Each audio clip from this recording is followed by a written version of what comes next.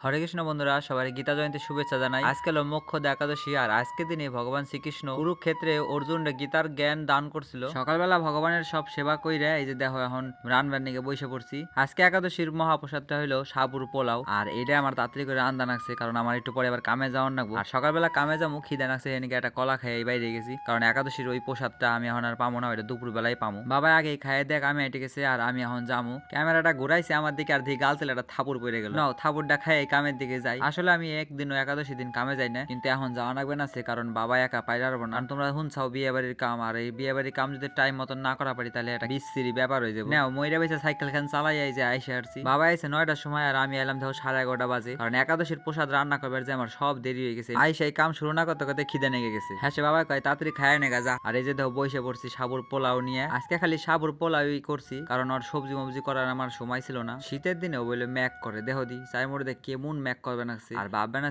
ম্যাকটা যদি আসে তাহলে কাঠ মারবো না কহনে নিমু। আর হেয়া কইতে কইতে বাবা কয় কি তাড়াতাড়ি খাইয়া এগুলো আগে গুছা, যেটুক কাম ছিল সেটুক কইরা হেরে যে দেখো গুছাইবার বসে পড়ছে। দুনিয়ার তাই সবকিছু গুছাই করে অনেক বানাচ্ছে। ছোটখাটো জিনিসগুলো নিচে নামাই থইলাম, আর কিছু কিছু জিনিসগুলো তাবুদের হেত আনাকবো। আজকে এইটা করতে করতে সব কামের 12টা বেজে গেল। এমনিতে আমি লেট করে আইছি, তারপর আবার কোনো কাম করলাম না। আর এই তো দেহ দি কি করবো, এবার কিছু গুছানো গেছে। এখন এই যে তাবুদের হেত হুমু ওই বাড়িতে স্নান করে এই যে এখন তিলক করবে নাকছি, কারণ এটা আমাকে একটা প্রভুর বাড়ি, তোমরা আগেই জানো। আর এখন যাবো আমি মন্দিরে, কারণ ওই জায়গায় প্রীতম কৌশিক ওরা সবাই আইছে, আর ওরা মন্দিরে বসে গীতা পাঠ করবে না আজকে। আর কয়েকজনে প্রসাদ পাইবো, একাদশী প্রসাদ, আর হে আরই রান্না বাড়া হইব। আর এ নাকি যাইতেছি তাড়াতাড়ি করে। এই যে দেখো আইসে গেছি রাস্তায়, আর এই যে দেখো এই রাস্তাটা কেমন সুন্দর। এটা হলো সুপার মার্কেটের রাস্তা, নিচু বাজার সুপার মার্কেটের ভিতর দিয়ে এই মন্দিরটায় যাওয়া যায়। আর এই যে দেখো আইসে গেছি মন্দিরে, আর মন্দিরে সুন্দর ভজন কীর্তন হবে নাকছিল।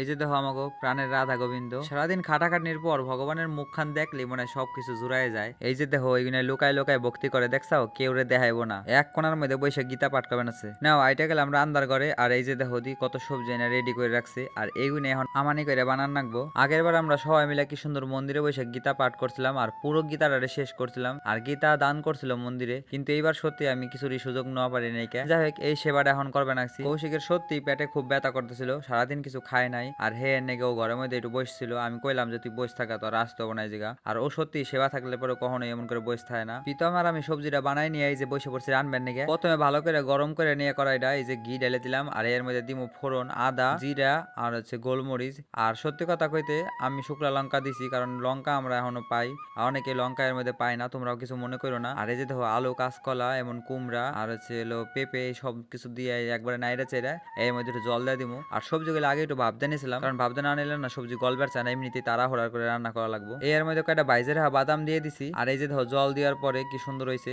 এইগুলা কিন্তু হলুদ কালার হয়েছে এমনি এমনি না, এগুলো হলো কুমড়া গইলা গিয়ে এমন কালার হয়ে গেছে। আর এই যে দেখো সবাই প্রসাদ পেপার বইসেও পড়ছে, আর প্রীতম সুন্দর বুকটা লাগাই রাখছিল। আর এই যে দেখো অগ্রজিৎরা বইছে, আর অগ্রজিৎ যখন আজকে কিছু খায় নাই সারাদিন, ওইটা গেছিল কলকাতায় পরীক্ষা দেবে, আর সারাদিন পরে যে এখন আইলো সবাই দিয়ে এই যে প্রসাদ পেপার নিয়ে বইসে পড়ছে নিজেও। আর প্রসাদটা বলে সবাই কবে আছে ভালো হয়েছিল, সবাই খাওয়া পারছে, হই নাই শান্তি। যাই হোক একটু কষ্ট করে যেটুক করলাম, এটুক যদি একটু ভালো হয় তাও ভগবানের কাছে ধন্যবাদ। এই একাদশীটা আমার এমাই গেল।